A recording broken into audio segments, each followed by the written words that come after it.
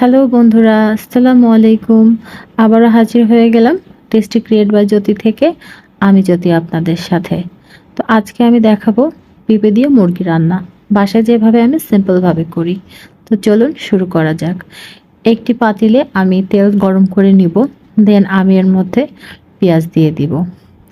পেঁয়াজটা কালারটা চেঞ্জ হয়ে আসলে দেন আমি এর মধ্যে লবণ, হলুদ, এলাচির গুঁড়া, দারচিনির গুঁড়া, আদা পেস্ট, রসুন পেস্ট, তারপরে আপনার জিরার গুঁড়া সব কিছু সুন্দর মতো দিয়ে দিব। তার সাথে ১ চা চামচ পরিমাণে আমি রাঁধুনি চিকেন মশলাটা দিয়ে দিব।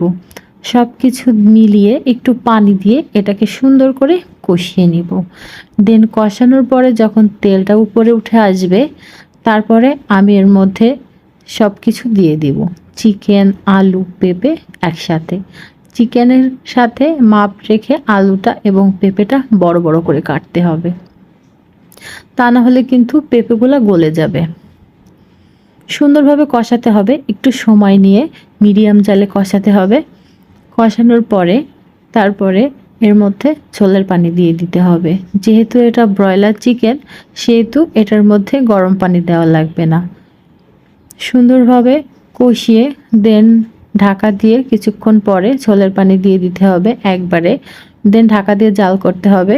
তারপরে যখন সব কিছু 100% রান্না হয়ে যাবে তারপরে নামিয়ে পরিবেশন করতে হবে। এভাবে পেঁপে দিয়ে মুরগিটা রান্না করলে খেতে বেশ মজা লাগে।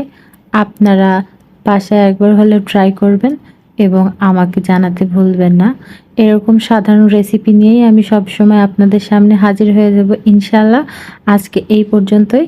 সবাই সুস্থ থাকবেন, ভালো থাকবেন, আমার চ্যানেলের পাশে থাকবেন।